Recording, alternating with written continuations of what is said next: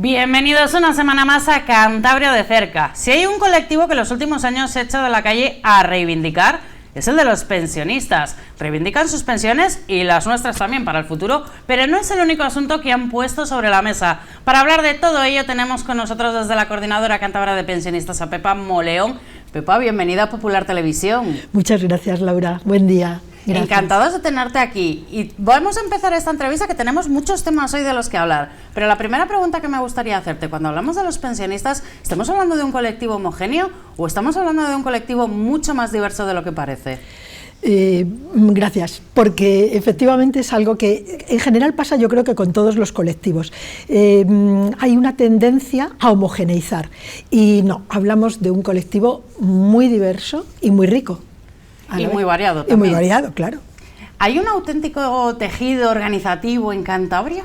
Sí, sí lo hay, y además es de las comunidades autónomas que ese tejido en el ámbito de, también en otros que a lo mejor luego hablamos, pero en el ámbito de pensionistas se ha producido, porque somos 8 o 9, porque varía, hay veces que se nos ha caído alguna plataforma, lo que llamamos plataformas. Las plataformas son los colectivos de los lugares más pequeños, pudiéramos decir. Por ejemplo, tenemos plataformas en Castro Urdiales, tenemos plataformas en Santander, en Cabezón de la Sal, en Torrelavega, en Astillero, seguro que se me están olvidando algunas.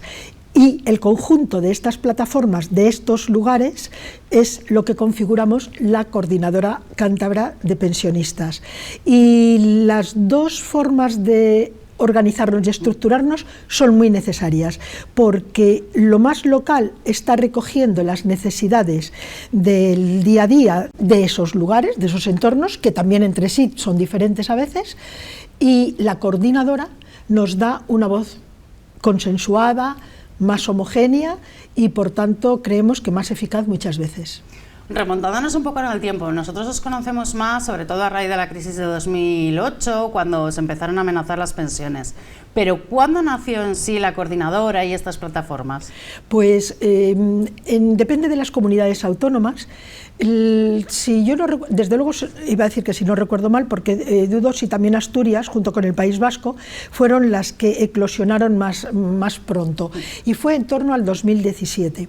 Es en el 2018 cuando hay una eclosión que pudiéramos decir a nivel estatal, que es muy fuerte y que seguramente a lo mejor es la que más recordáis.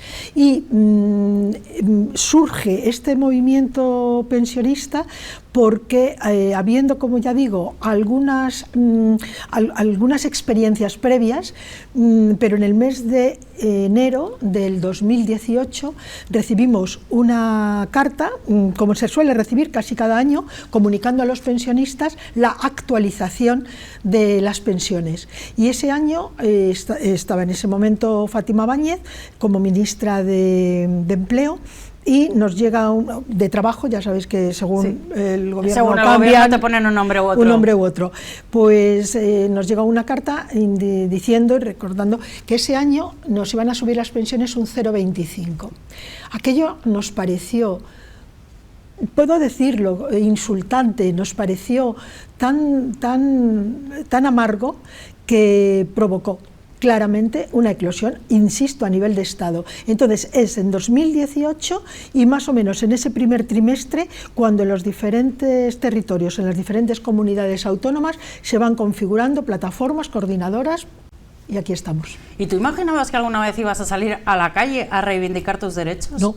Además es que es muy curioso, claro, en mi caso, porque es que yo me jubilé ese año. Entonces yo ese año llego recién jubilada a Cabezón de la Sal, yo vivo entre Cabezón de la Sal y Comillas, y una mañana, pues supongo que iba a hacer algo de compra, alguna gestión o algo en Cabezón, y yo veo a hombres, mujeres, personas allí delante del ayuntamiento, con pancartas, con consignas y con algunas otras actividades que estaban haciendo. Me aproximo y veo que son pensionistas, y de repente a mí, como digo muchas veces, me nació la conciencia. De repente dije, pero si yo también soy pensionista.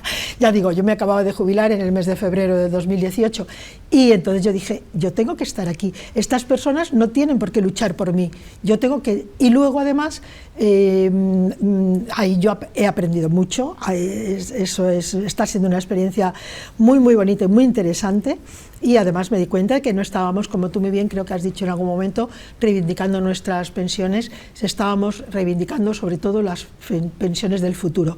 Un sistema público de pensiones, que eso es muy importante, lo de sistema, que asegure, de la misma manera que tenemos un sistema sanitario, un sistema educativo, un sistema de pensiones que asegure que gobierne quien gobierne, como decimos, las pensiones se defienden y van a estar siendo dignas para todas y todos. Sin embargo, entrando en el tema de las pensiones, muchos expertos salen a decir, y salen públicamente a decirlo, que el sistema tal y como está concebido no es sostenible. Efectivamente, ese es un mantra con el que permanentemente salen muchas personas que además, o sea, salen economistas, personas que tienen conocimientos al respecto.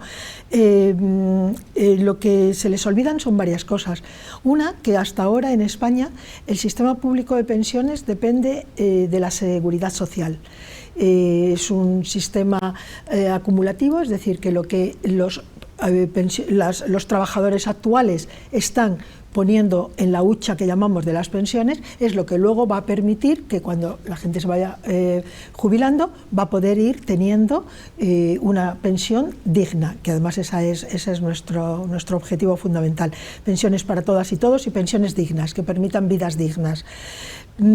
Pero lo que tendríamos, y es una de las reivindicaciones que tenemos en el colectivo de pensionistas, sí, a nivel yo diría del Estado, forma parte digamos de la carta de reivindicaciones, es que las pensiones en un momento dado puedan ser incorporadas y puedan salir de los presupuestos generales del Estado, de la misma manera que salen los gastos de cualquier otro ámbito público y políticamente que configura el Estado, ¿no?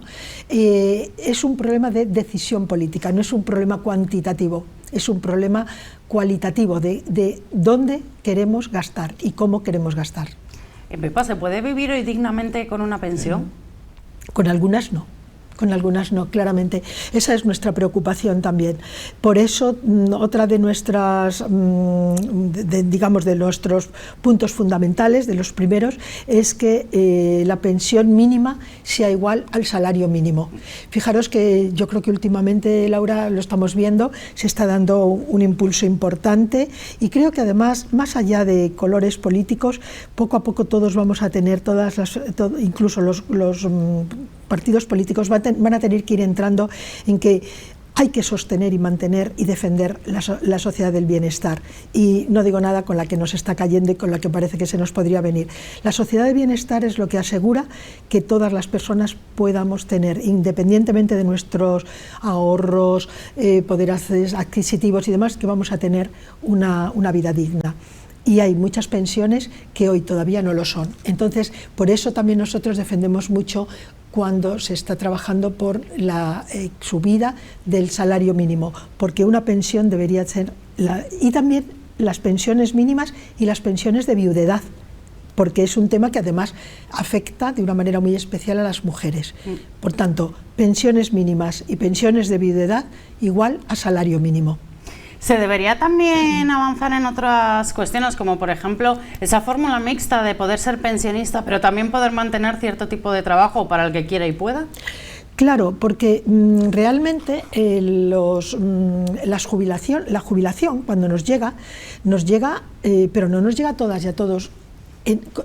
Nos llega en un tipo de trabajos muy diversos, muy diferentes. Entonces no es lo mismo personas que hayan tenido que trabajar a la intemperie, que hayan tenido que trabajar en trabajos costosos físicamente, a personas que han trabajado en el ámbito de servicios, en el ámbito de la educación, de la sanidad, es decir, que son también trabajos que tienen un coste alto, pero que nos permite llegar más tarde en mejores condiciones.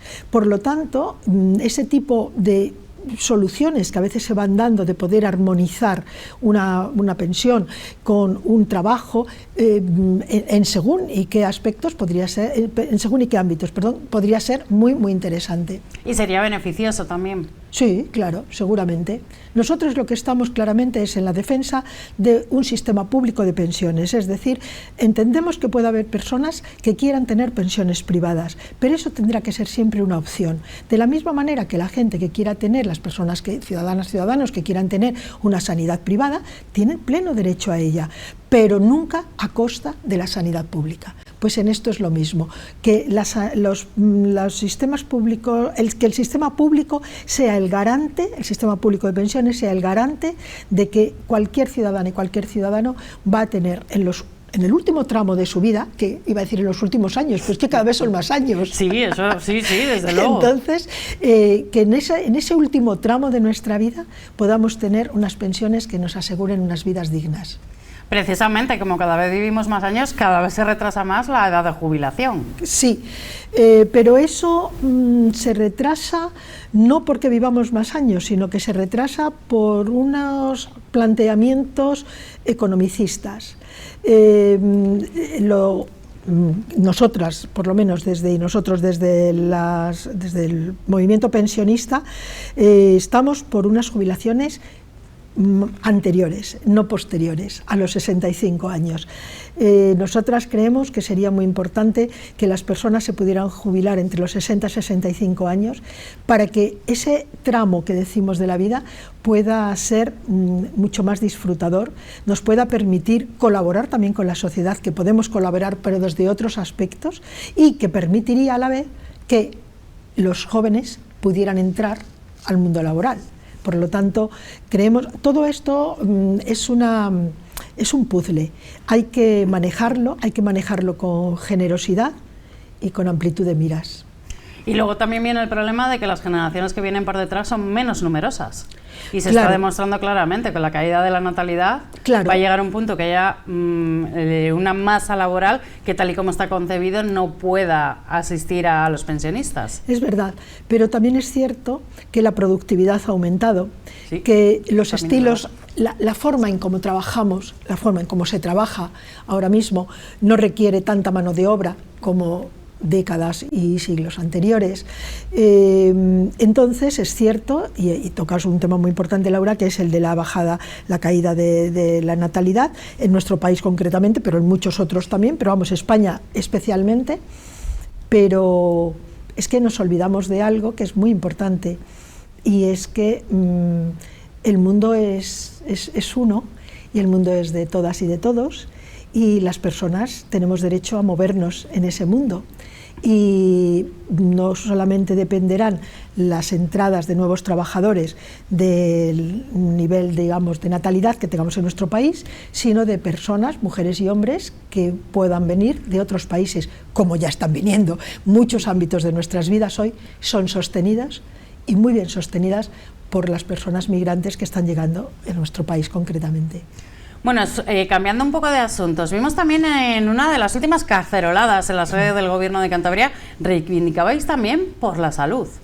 Claro, claro, es que es muy importante. Es que realmente, cuando antes hacías referencia a mi experiencia, digamos, personal, cuando yo me incorporo al movimiento pensionista, yo también, creo que era una ciudadana responsable y que todo lo público me ha importado siempre mucho. Como trabajadora yo era funcionaria y por ser funcionaria todavía lo público me importaba más, porque me parece que el servicio público es fundamental.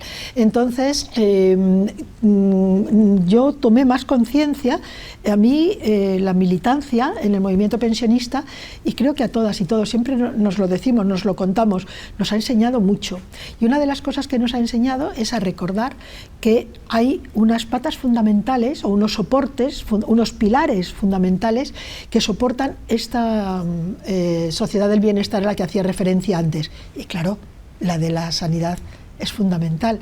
Estamos en estos días celebrando, y supongo que aquí también tendréis momentos, digamos, de encuentro y tal, porque cumplimos 5 años de la pandemia, del estallido de la COVID, ¿no? 19. Y realmente ahí se nos demostró cómo la sanidad pública era fundamental. Y en nuestros países, no solamente España, en Europa y en muchos otros, se vio que si había un sistema público de salud potente, se salió de manera muy diferente a aquellos países en los que no había un sistema de salud público potente. Así que, claro, lo reivindicamos porque tenemos miedo de que los recortes, las decisiones, insisto, políticas, nos puedan llevar a una bajada de esa calidad de la sanidad pública. Recortes como, por ejemplo, los que denunciáis independencia, la ley de dependencia, claro, y los aportes que había hecho el Gobierno de Cantabria. Cifrabais en 8 millones de euros. Sí, efectivamente. El tema es que tiene que haber un equilibrio entre lo que aporta el Estado y lo que aporta la comunidad. El Estado durante un tiempo había estado bastante remiso, por razones que ahora no vienen al caso, y sin embargo el Gobierno sí que estaba aportando, pero en un momento dado el Gobierno central sí que ha dado su parte y pedíamos al Gobierno de Cantabria que también diera la suya, efectivamente. Y sobre todo lo que creemos es que la sanidad junto con la dependencia, claro, si no lo defendemos nosotros, los pensionistas, las personas ya de una edad, pues eso, en ese tramo de nuestra vida, ¿dónde lo vamos a, quién lo va a reivindicar? Realmente la sanidad es para todas y todos, en todo momento, ¿no? Pero nosotros especialmente porque nuestros años empiezan a ser más dependientes de una sanidad buena. Pepa, cambiando un poco de asunto, con la edad, parece que al cumplir mayor edad cada vez las personas mayores se vuelven más invisibles. ¿En Cantabria se les trata dignamente? A ver, yo soy una cántabra adoptada. Mi origen, yo soy de Madrid y he vivido toda mi vida en Madrid, quitando periodos que he vivido fuera de España, pero me vine a vivir a Cantabria en el 2018. Por lo tanto, no soy una voz muy autorizada para responderte, Laura, pero en lo que yo llevo experimentando, creo que sí, creo que las personas mayores en general en nuestra comunidad autónoma tenemos un elemento muy importante, y es que tenemos una calidad de vida de manera bastante natural. Es decir, vivimos en una comunidad que tiene unas dimensiones, yo siempre digo, muy humanas. El territorio como tal es muy humano, tenemos las distancias, tenemos elementos muy positivos, como es una naturaleza muy rica. Hay aspectos que son muy importantes que hay que revisar, y uno de ellos que nos preocupa mucho es el tema del transporte público. El transporte público, teniendo, como digo, una comunidad que es muy abarcable, sin embargo, es todavía una asignatura pendiente, y para las personas mayores es fundamental, porque no podemos conducir. Por ejemplo, yo vivo en un entorno en el que necesito moverme con coche privado, pero podrá haber un día en el que no pueda o no quiera conducir y tendré dificultades. Entonces, ese es también una reivindicación que hacemos, el transporte público muy importante. Bueno, una comunidad de pequeño tamaño, pero orográficamente muy complicada. También, es verdad, pero también, por otro lado, muy rica desde muchos puntos de vista, desde puntos de vista paisajístico, desde el punto de vista de riqueza medioambiental, muy privilegiada. ¿Cuáles son los principales estereotipos a los que se enfrentan los mayores? Este es un tema muy interesante. Hay un libro muy interesante que se llama Yo vieja, que seguramente conoces, de Anna Freixas, y trabaja mucho, insiste mucho en el tema de los estereotipos de las personas mayores. Yo creo que el primer estereotipo es que se piensa que cuando nos hacemos mayores, las mujeres y los hombres, luego también hay estereotipos diferenciados, claro, pero que cuando nos hacemos mayores ya entramos a pasar a un ámbito pasivo. Es como que ya no colaboramos con la sociedad de una manera tan activa, claro, como hemos colaborado mientras hemos sido profesionalmente, laboralmente activos. Porque incluso las mujeres que no trabajan fuera de casa, trabajan. Esta es una reivindicación que creo que tenemos que hacer, y las mujeres especialmente. Por lo tanto, cuando dejamos de ser profesionalmente, remunerado o no, activos, pareciera que, y sin embargo hay muchas cosas que hacemos y que podemos hacer. Entonces, no entramos en una vía de pasividad, sino entramos en una vía alternativa de otras actividades, actividades que también colaboran a que la sociedad siga avanzando y sea cada vez mejor, ¿no? Entonces, ese estereotipo, el de la pasividad, hay una cosa que me preocupa, porque además yo la reconozco en mí misma, que yo también la ejercí con mis padres, y es que pareciera que tratamos a las personas mayores como si volvieran a ser niños, y volvemos a ser tratados, yo ahora que soy una persona mayor, como si fuéramos niños, y no lo somos. La persona mayor tenemos derecho hasta el último día de nuestro aliento a ser tratadas con total dignidad, para saber lo que queremos, cómo lo queremos, dónde lo queremos, y esto abarca temas muy bonitos, muy interesantes. Y ahora, además, que acabamos de celebrar el 8M, ser mujer y ser mayor supone además una doble, en cierta forma, discriminación. Sí, indudablemente.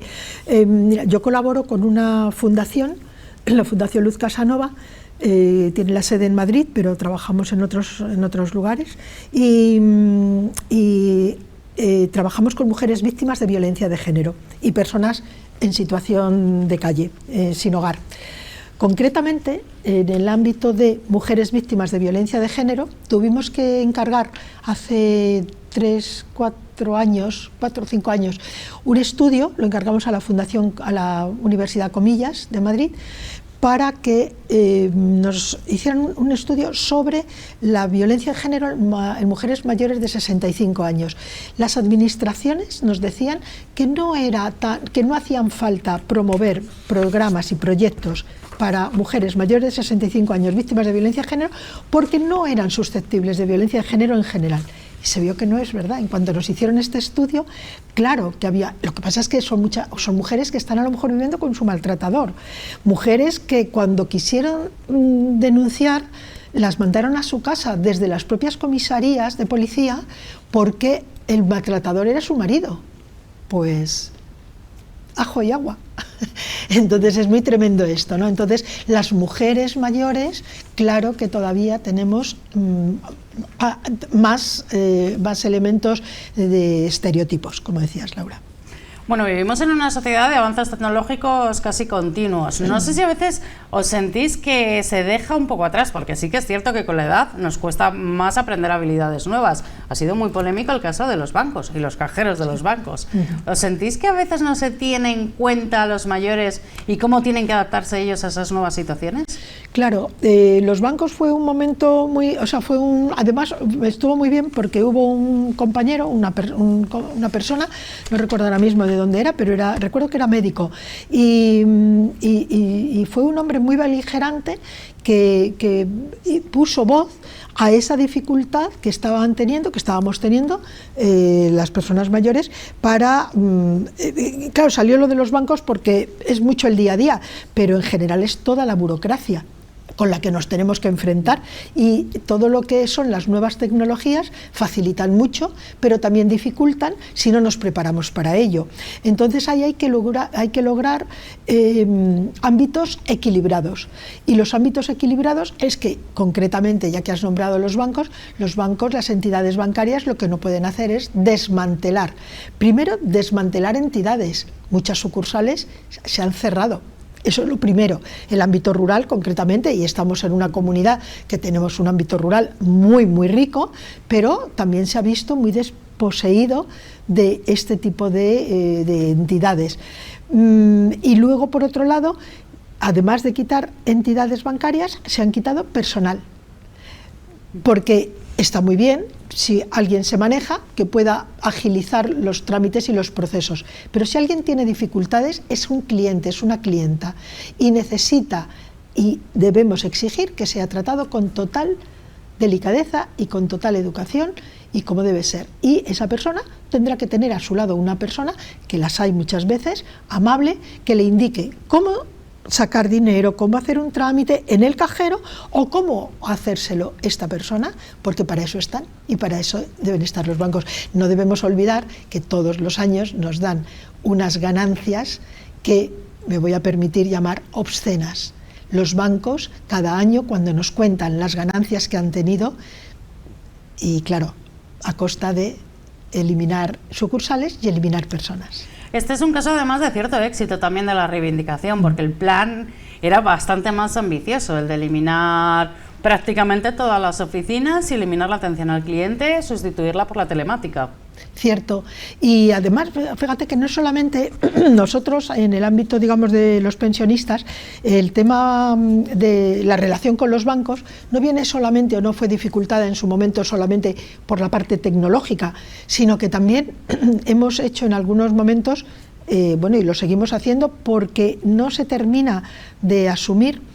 Hay un producto que se llaman las cuentas básicas que permitirían que personas pensionistas, es decir, que dependen de una pensión y sobre todo cuantitativamente con unas determinadas cantidades, ¿no? O sea que a lo mejor no es un producto para cualquier persona, sino para personas que tengan unas pensiones bajas o personas que sin ser pensionistas tienen unos sueldos bajos o tienen unos poderes adquisitivos bajos. Bueno, pues para estas personas para estos colectivos hay un producto bancario que se llama la cuenta básica. ¿Y qué tiene de especial? Pues que no se le cobran comisiones. Bueno, pues hay una dificultad enorme para que las entidades bancarias se den por aludidos de que tienen que poner a disposición de estas personas este producto. Es decir, que queda mucho por hacer. Queda trabajo. Una última pregunta, Pepa, ya muy rápidamente. ¿Sois personas activas? ¿Sois personas que os gusta hacer cosas, que os gusta vivir la vida? ¿Hay un ocio suficiente para las personas mayores? Porque evidentemente los gustos cambian y también las posibilidades de divertirse cambian. ¿Pero hay ocio suficiente para llevar una vida divertida? Pues la verdad es que yo creo que hay ocio y propuestas muchísimas.